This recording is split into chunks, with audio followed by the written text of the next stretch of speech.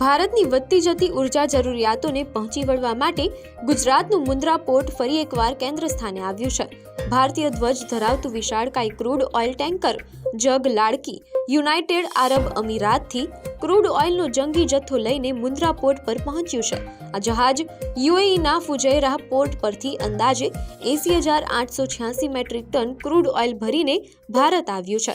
274 મીટરની લંબાઈ અને 50 મીટરની પહોળાઈ ધરાવતું આ ટેન્કર એટલું વિશાળ છે કે તેની કુલ વહન ક્ષમતા 1.64 લાખ ટન જેટલી છે। મુન્દ્રા પોર્ટ પર આટલા મોટા પાયે ક્રૂડ ઓઇલનું આગમન અદાણી પોર્ટ્સની અત્યાધુનિક સુવિધાઓ અને કાર્યક્ષમતાનો પરિચય આપે છે। વર્તમાન સમયમાં જ્યારે વિશ્વભરમાં ક્રૂડ ઓઇલના સપ્લાયમાં અનેક અડચણો જોવા મળી રહી છે, ત્યારે આ શિપમેન્ટ ભારતની ઉર્જા સુરક્ષા માટે અત્યંત મહત્વનું સાબિત થશે। અહીંથી આ ક્રૂડ ઓઇલ દેશની વિવિધ રિફાઇનરીઓમાં મોકલવામાં આવશે, જેનાથી ઈંધણના ઉત્પાદન અને અવિરત પુરવઠાને મોટું પીઠબળ મળશે। મુન્દ્રા પોર્ટ જે રીતે વૈશ્વિક સ્તરે ભારત માટે ગેટવે બની રહ્યું છે, તે જોતા આગામી સમયમાં ઉર્જા ક્ષેત્રે આયાત નિકાસમાં ગુજરાતનું યોગદાન હજુ પણ વધવાની પૂરેપૂરી શક્યતા છે।